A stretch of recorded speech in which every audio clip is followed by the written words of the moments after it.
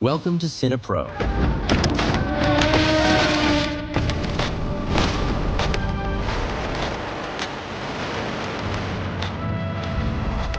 where we bring your favorite movies back to life with quick recaps, hidden details, and everything you missed. Our story begins with Mike, a successful and famous author interested in horror stories who doesn't believe in the idea of demons, ghosts. This makes him determined to visit places that are supposed to be haunted. When he arrives at a haunted house or room, he usually spends the night there to prove to everyone that it's all nonsense. Anyway, he arrives at a hotel and tells the reception staff, "I've heard there's a room here with ghosts." The receptionist tells him, "The last room in the last floor in the hotel is haunted. I can't let you stay there. What's your name again?" He replies, "My name is Mike." The receptionist says, "Mr. Mike, people complain all night about strange noises coming from that room. Book another room and forget about it." Mike says, "I won't stay anywhere except this room. I'll prove to you and your colleague here that it's all nonsense." So he takes the key and enters the room, starting to record his observations about the place on his recorder, describing everything he sees to people. Since he writes horror books and all that, he spends the whole night awake in the place, but nothing happens to him. He always used to rate any place he stayed in based on how scary it was. So he rates this place 5 out of 10. After that, Mike goes to a public office because he's holding a small conference for his new book. Someone asks him, "Do you believe in ghosts or not?" He replies, "Ghosts are a mythical thing, and the places I go, I have devices that detect any supernatural activity. But unfortunately, I've never encountered a single ghost in my life. That's why I think it's all nonsense." Then he leaves the library and goes to a nearby beach to change his mood. He takes his surfboard and goes into the water for a bit, but a wave comes and nearly drowns him. One of the lifeguards working on the beach sees him and saves him. After that, he goes to the post office to check his mail, and among the letters, he finds a picture of the hotel called Dolphin, with someone writing to him, "Don't enter room 1408. This catches our hero's attention and gets him curious to know exactly what's in that room. He calls the hotel and says, "I want to book room 1408. They tell him, "That room isn't available, sir. We'll find you another room." He insists, "I want to book room 1408. Here, he realizes that there's something really strange about the room. After that, he starts researching any information about the room and becomes determined to book it. He finally arrives at the hotel and asks the receptionist to book room 1408 for him. The receptionist gets scared and says he must talk to the hotel manager first. The manager comes and asks how he can help. Mike says he wants to book room 1408. The manager says, "I can book you an entire suite." Mike replies, "I want that room."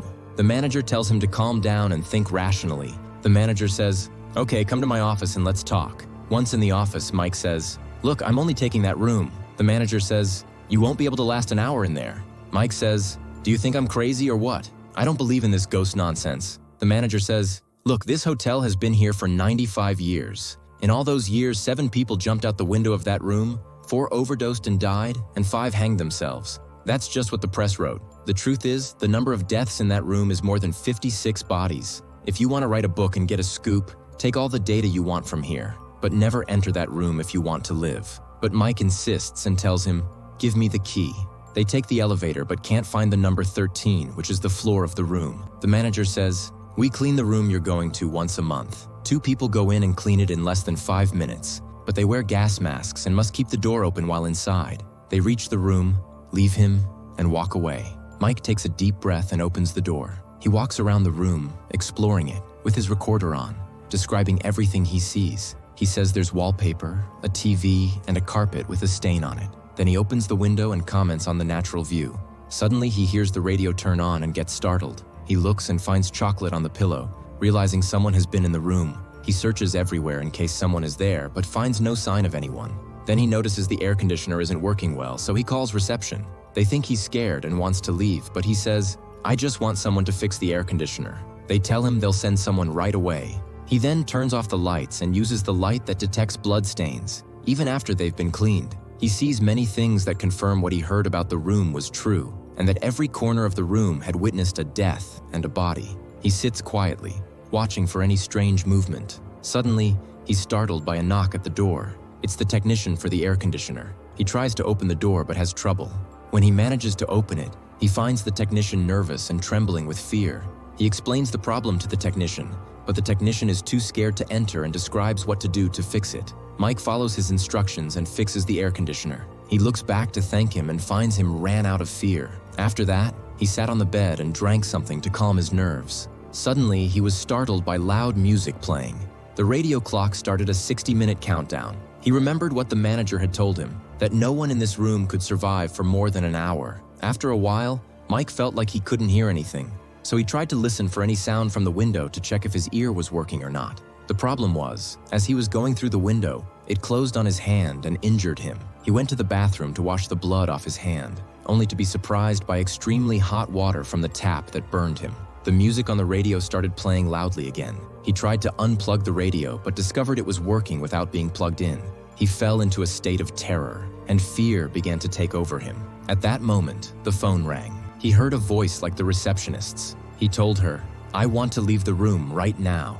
But it was as if she couldn't hear him. She said, "Everything you asked for will arrive immediately." Then he took the key and ran to the door to open it. But the key was pulled away from him and the doorknob came off in his hand. At that point, he felt trapped in the room and became hysterical. He ran to the window, shouting, "Help!" By coincidence, he saw someone far away sitting and writing in the window opposite him. He called out to him, but was shocked to see that person mimicking his every move, as if he were standing in front of a mirror. He shone a flashlight on his face and saw that it looked like him. Then someone came to hit him from behind.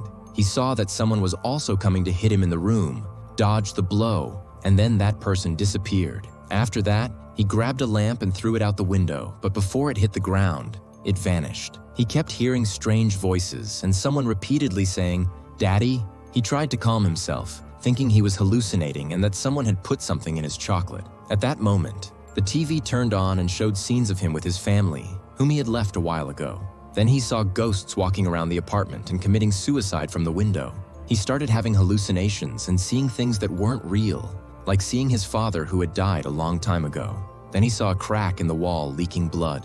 He looked out the window, thinking about how to walk along the ledge to the next room. He actually climbed out the window and walked along the ledge, but was shocked to find that the place he was walking in had no end. He became terrified and tried to return to the room. As soon as he got back, he was surprised by the ghost of the woman who pushed him to make him fall. He grabbed on at the last moment. Then the girl jumped. He quickly got up and re-entered the room. When he entered, he found only his room on the map, and the door was blocked by a wall from the outside. Even the windows were sealed with walls. Then he saw a glimpse of his life with his wife Lily, and saw his daughter sick in a hospital bed. We understand that she died from a very serious illness, so much so that his wife was also affected, and he ended up living alone.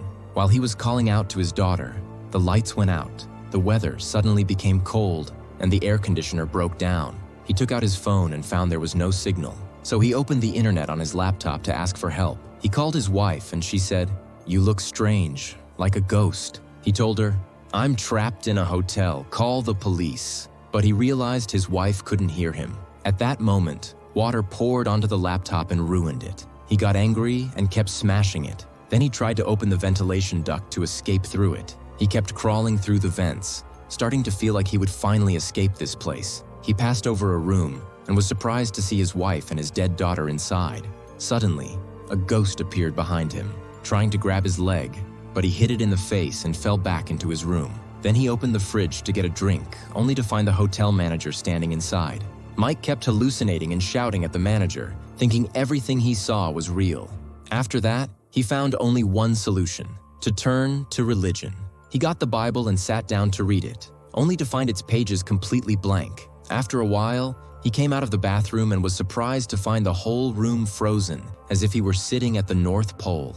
He lit a fire in the room to warm himself in that strange atmosphere, burning playing cards and recording everything he saw. After a while, he opened his laptop and tried to talk to his wife, but was shocked to see another person with his own face appear on the screen, asking his wife to come to this room because he missed her. The monster wanted to lure her in to kill her. Mike tried to warn his wife not to come, but she couldn't hear him. The room started falling apart around him, and the paintings on the wall turned into frightening images. One painting showed a ship at sea, and without warning, the painting caused a massive flood in the room, drowning Mike. Mike then woke up on the shore where he had drowned at the beginning of the film. He found the same person had saved him and taken him to the hospital. When he woke up in the hospital, He saw his wife in front of him and couldn't believe he was still alive after all he'd been through. He began telling his wife about the nightmare he had experienced, saying, "Who brought me here anyway?" She told him not to worry, that the most important thing was to rest and they would talk later.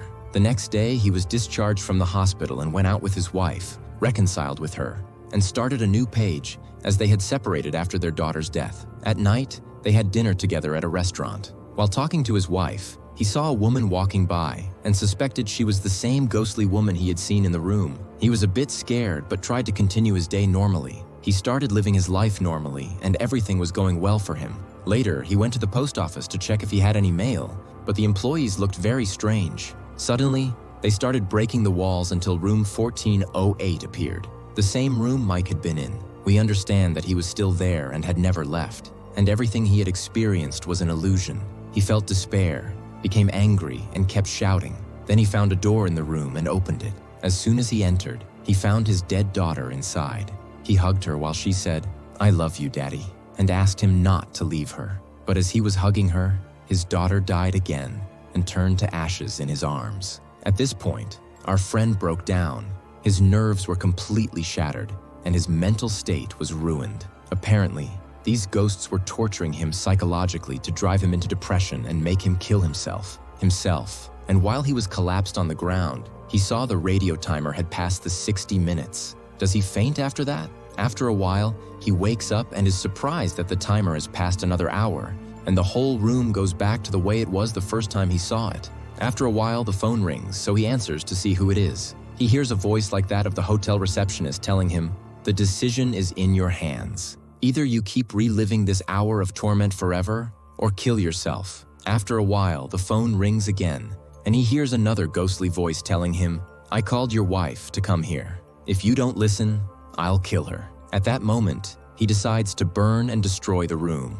And indeed, he starts setting it on fire. He hears the ghosts screaming in the room, but he doesn't care and leaves them to suffer. Then the fire alarms go off throughout the hotel, and the hotel is evacuated of guests. At that moment, his wife arrives at night, but security prevents her from going up because of the fire. Then Mike gets up and gives the room a rating of 10 out of 10. He grabs a fire extinguisher and breaks the window to let the air in. As a result, the whole room catches fire because of the air that entered. And indeed, the whole room burns. Unfortunately, the fire surrounds Mike from every direction, and he dies inside the room. The next day, his wife buries him, and she is sad for him. After the funeral, the hotel manager gets into his car with Mike's tape recorder, in which he had recorded everything. He plays it and hears the voice of Mike's daughter, who had died, talking to him when she said, "I love you, Daddy, and don't leave me." The manager is affected by what he hears, looks in the mirror, and sees Mike's daughter. Suddenly, Mike's ghost appears in the car, but he tries to convince himself that this is just imagination and not real. He drives off and leaves. We move to the hotel and go up to room 1408. We're surprised to find that Mike's ghost is in the room that was burned with him. Even though they found his body and buried it, his ghost is still there. The film ends with this scene. If you liked today's video, don't forget to like, subscribe to the channel, and activate the bell to receive all new updates. See you in the next video. Goodbye.